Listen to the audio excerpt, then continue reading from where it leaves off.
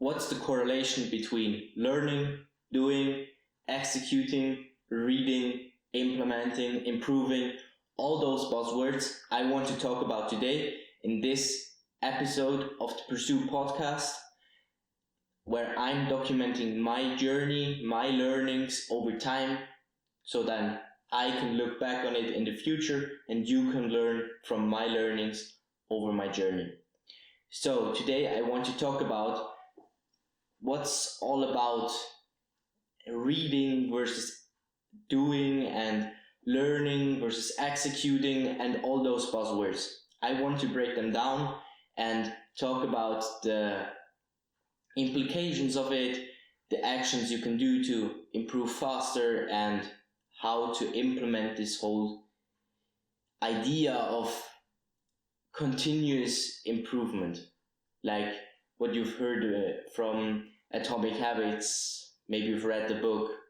I think you've read the book, most certainly. Improving 1% every single day, and so on. So the first thing I want to talk about is reading, because me personally, I love reading. I've learned so much from reading, and I'm advising you to read as well. But reading is not all. If you are just reading, we are talking about actual books that are self-help books, business books, investment books, whatever kind of book, but informational books and not just entertainment books that you can read, the conventional book, you would say. If you're talking about these books, the idea of them is not to read as many as possible. Sure, read as many as possible, but it's not the idea to have the most read books. It's to have the most implemented ideas of your whole book collection. So let's say you have read 20 books on a certain topic or business in general, but you've only implemented 3 ideas from it, or 2 or 1 or none, versus someone who has just read 3 books about the business space or a certain marketing topic maybe, but has implemented 5, 10 ideas from this book. This person has learned more from the books than you did. So I'm struggling with it as well. It's not something that you inherently just become good at if you start reading. You have to train this. It's a muscle to implement and actually use the knowledge that you've gained to make a change, because learning is a change of behavior, and if you don't change your behavior, you haven't learned something, you have just stuffed your mind. But yeah, it's hard.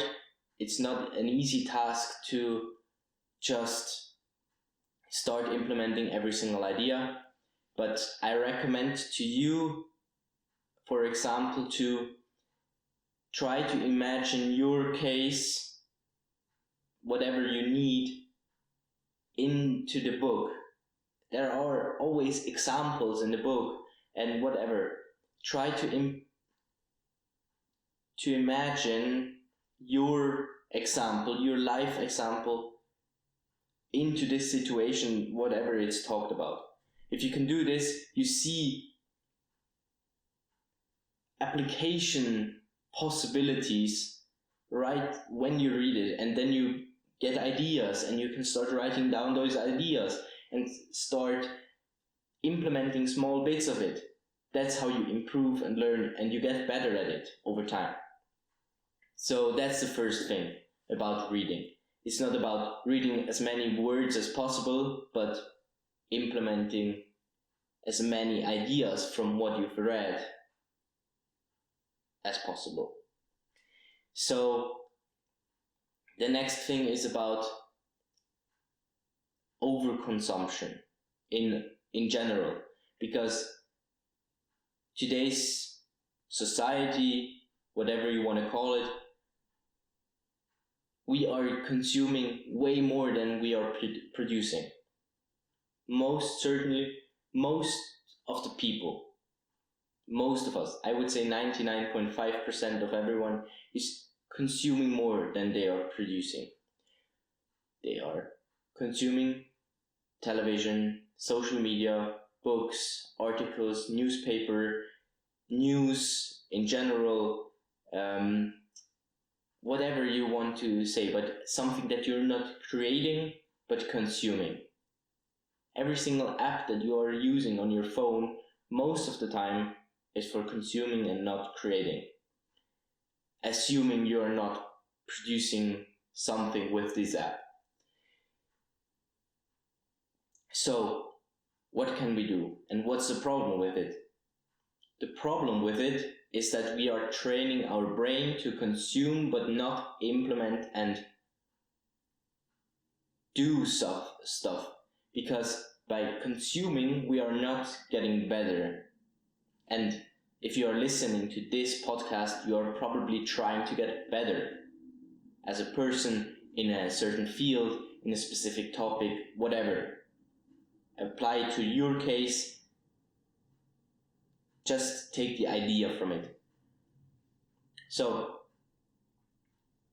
getting better by over-consuming is hard because you are spending so much time consuming that you don't have the time to implement.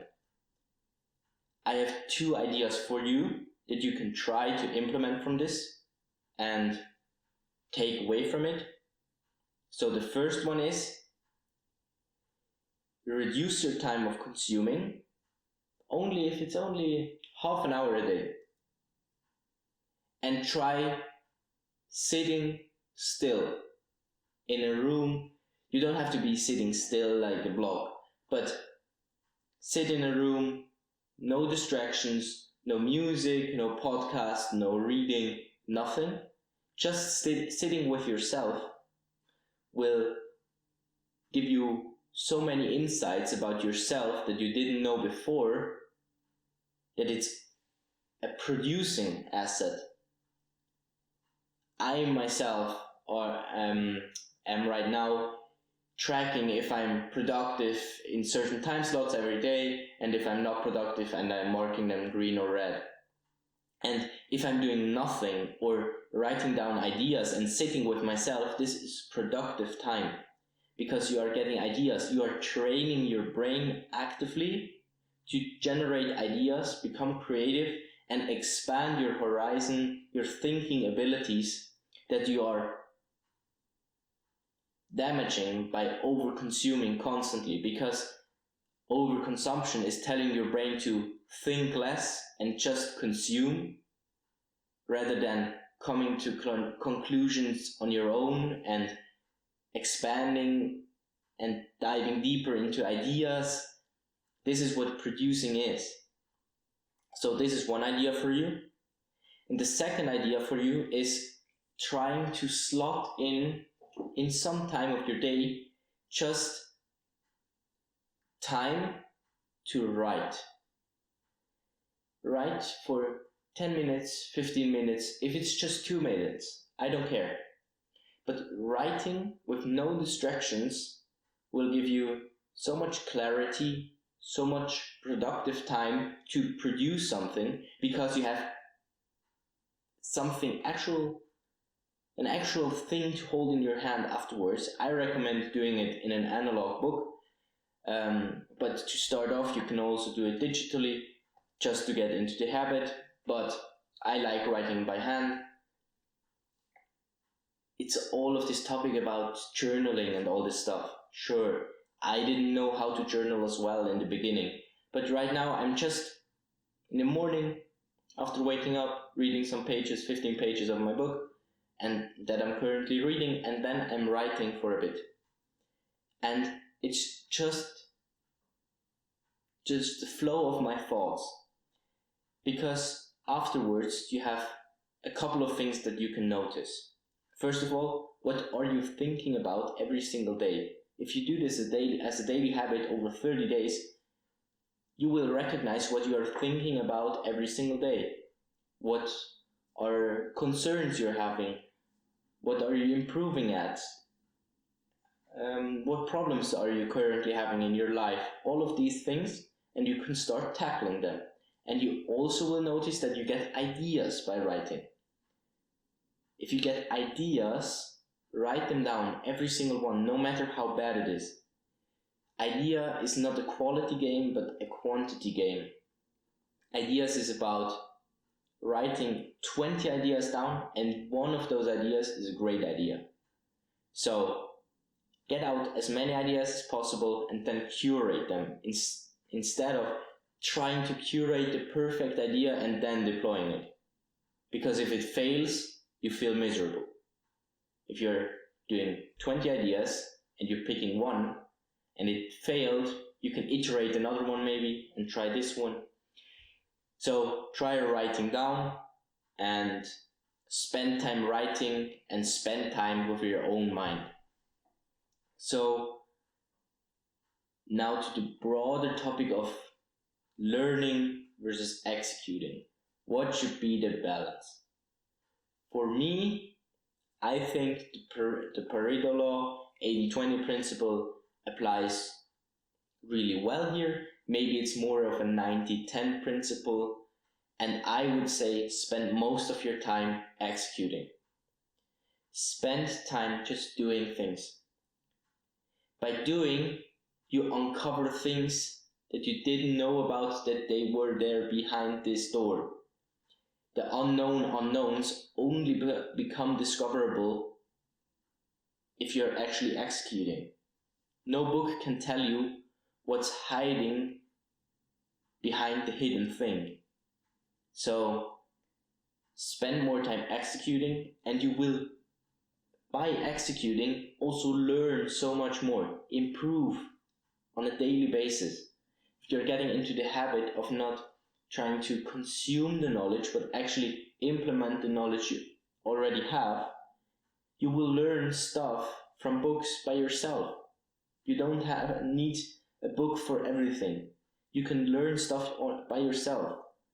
Most of it is logical stuff that our brain understands logically and by context, that you don't need a book for to tell you what it is about. Sure, if you have a problem, try to get a resource to solve this problem, but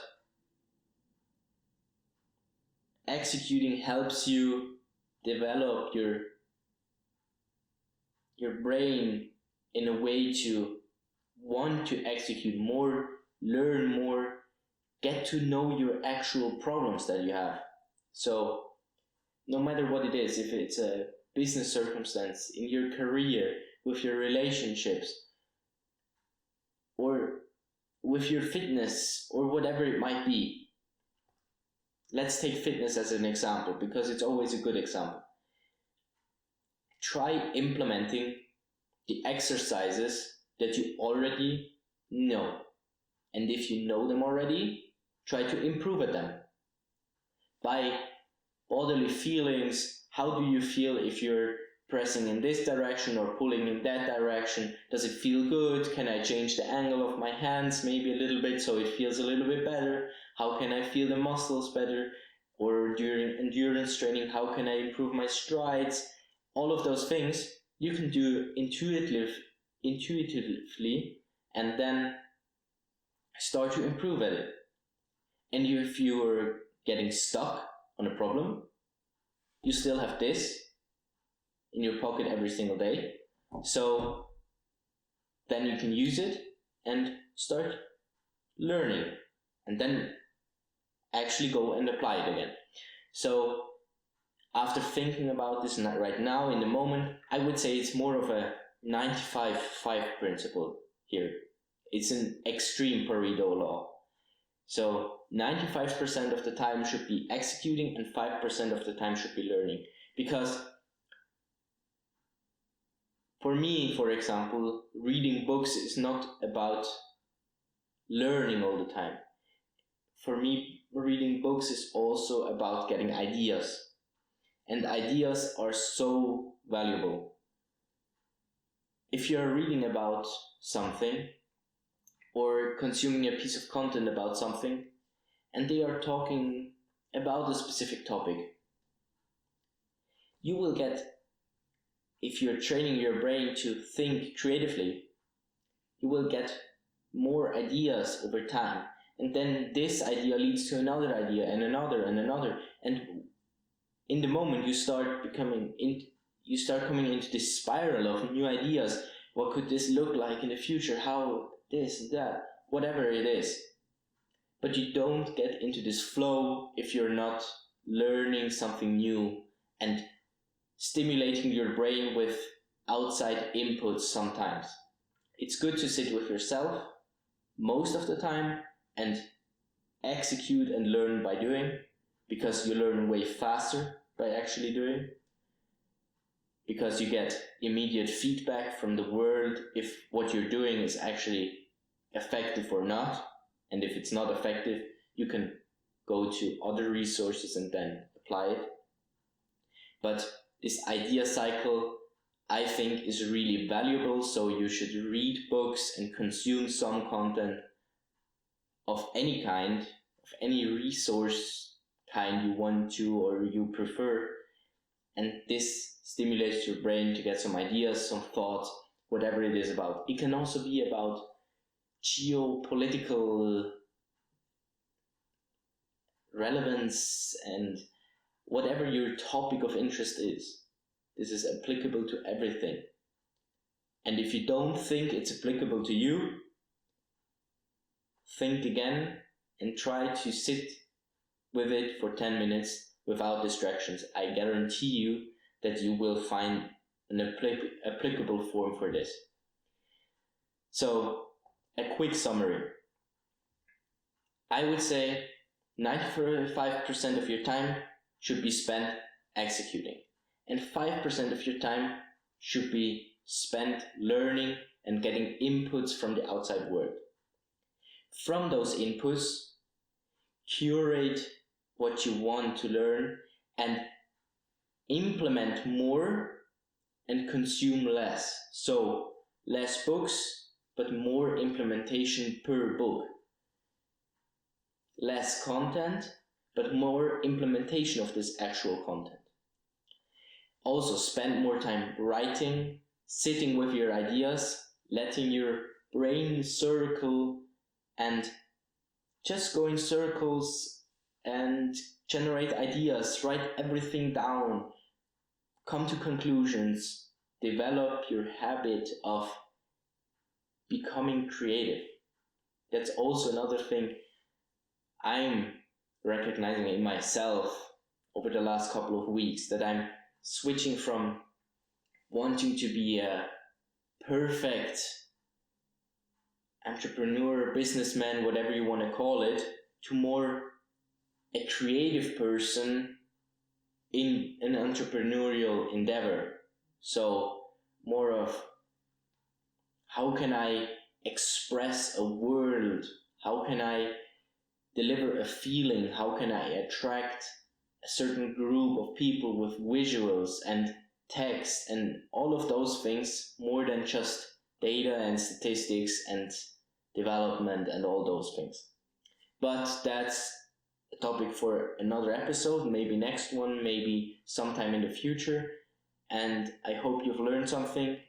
And if you only take one thing from this episode, it's execute more, learn less time, implement more of this time actually executing these ideas.